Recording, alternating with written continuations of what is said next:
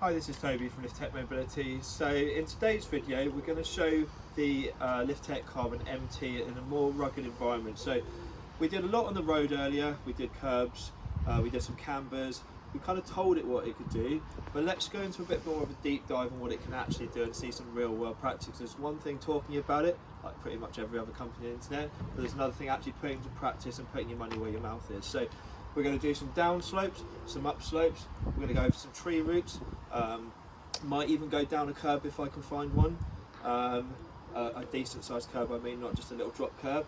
We're going to go up a steep grassy bank, and we're going to basically go around the buildings and basically just see what we can find. I'm not actually sure what is around the other end of the building, so it's going to be a bit of work it out as we go, but what you need to do, if you're buying a multi-train chair, it needs to behave like a multi-train chair.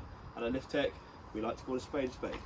So, right, I'm going to go down this hill. Remember, if you're going down any sort of hill, always speed level 1. So you've got two hazards here. You've got a brick wall. Wheelchairs and brick walls don't mix. Next hazard here is you've got this dip. Where we're rear wheel drive, front wheel independent, you need to stay well away from this dip, because if your chair starts to go anywhere near this dip, your front wheels are basically going to whoosh in this way. So your route and line down a hill like this would need to be, and we're going to do this under braking, so it's our pulsing brake, pulsing brake, pulsing brake. Once we get to the down slope here, we're going to have to turn in, we're going to turn around, and we're going to take that exact same route all the way back up. And then we're going to start the video. We're going to go down a curb, around, and up an even bigger grassy slope, which actually is pretty flipping steep. Right. Give this a go.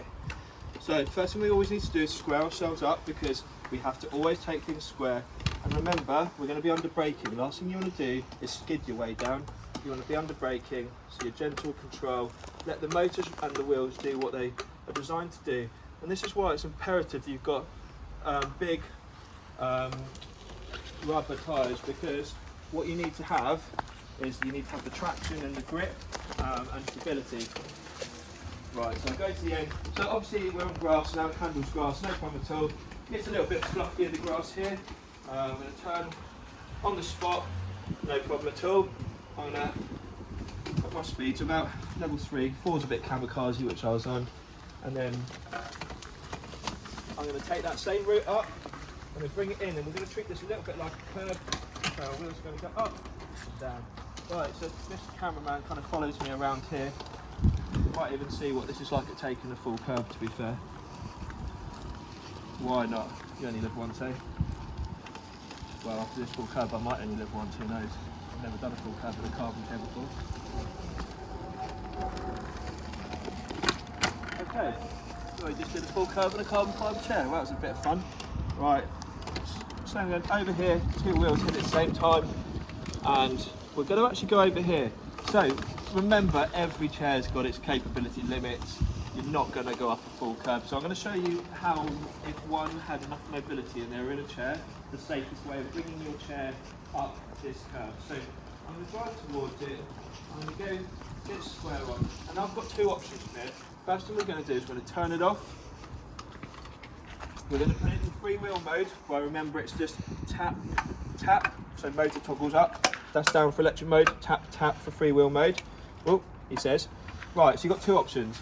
Option 1 is you tilt it back and then kind of give it a mini lift up. But that's definitely not the easiest, because it involves a mini lift. Option 2, and this is much, much easier, because you're leading with your big wheels. Remember, if we've got curbs, it's always better to lead with your big wheels. Dig them in, tilt the chair, and just roll it up the curb. So much easier. Right, well now we've obviously rolled it up, so we're just going to stick it back in electric mode, tap, tap. I feel like speed 2 is going to be a good speed for the cameraman to be able to follow me, but enough capabilities for the chair's motors to do what I want it to do. Right, so when we go down here, we've got a couple of tree routes, which we're going to take purposely and go over. Got a bit of an undulating dip here. Nothing too taxing. Well, you know, we're in the summer, it's quite dry. So just out of the way. Have to go to the corner of this. That's over one tree route. We've got another load of tree roots here. We've gone over. Now we're going to go up the hill. So this is a ridiculously steep hill. So we get the cameraman to kind of take it across from a long range. You'll actually see how steep this hill is. And again, I'm going to have to.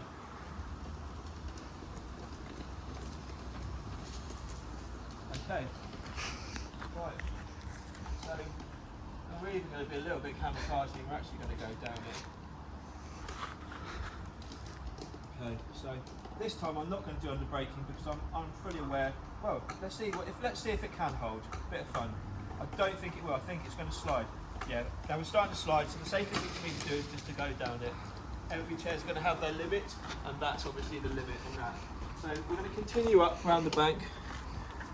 So let's put it back up a speed level because I'm going to need from here quite a lot of speed to get me up a hill like this. I'm going to lean forward a little bit. Right. And we're going to carry on the route.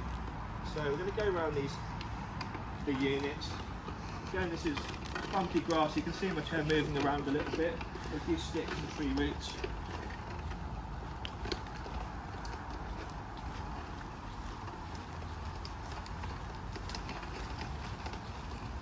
And if you need to do anything more on a chair than this, you want to be looking at a chair that's not carbon fibre. Right, I didn't really work this one out. Should we try and go a little bit off-roading in the hedge, see if we can get around there? Right, not the prettiest, but we're through.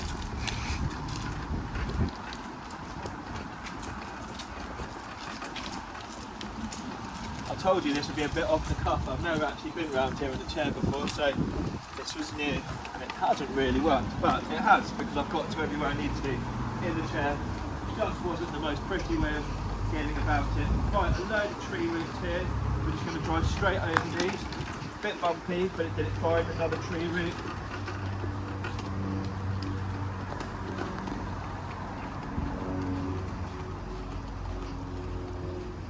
We've got a grassy camber here, so I'm going to stick to the top of the camber because we know that this could easily kick me out towards that car. And then we're going to square ourselves off to come down this curb, and we're down. So you've literally seen the difference between what a multi-terrain chair could do, and what a flat surface wheelchair. They're the ones with obviously your smaller wheels and the carbon fibre chair. There is no way you should be doing curbs, cambers, dodgy tree roots, going up steep hills. Like, I mean, even in this, it's like a little bit on the cusp, but it just shows that this sort of chair can do it. So, like I said, if it's a multi-terrain chair, we'll call it a multi-terrain chair. If it's designed for flat surfaces, we'll tell the customer it's designed for flat surface. We won't BS you, we won't oversell it. We don't just talk about things, we put things into action at LITH-TECH. So hopefully this will show you what this chair can do. And if you need anything more capable than this, you are definitely into what's called Smart Chair multi-terrain chair territory, with like the Smart Chair X, Smart Chair 1 with upgraded front wheels, the Smart Chair. That's going to be aluminium, aerospace aluminium or aerospace aluminium titanium blend. It's going to be more rigid, it's going to have a high ground clearance, less flex, and more weight. So the more capable a chair is, the more weight it's going to have. You're never ever going to get a very, very lightweight capable chair.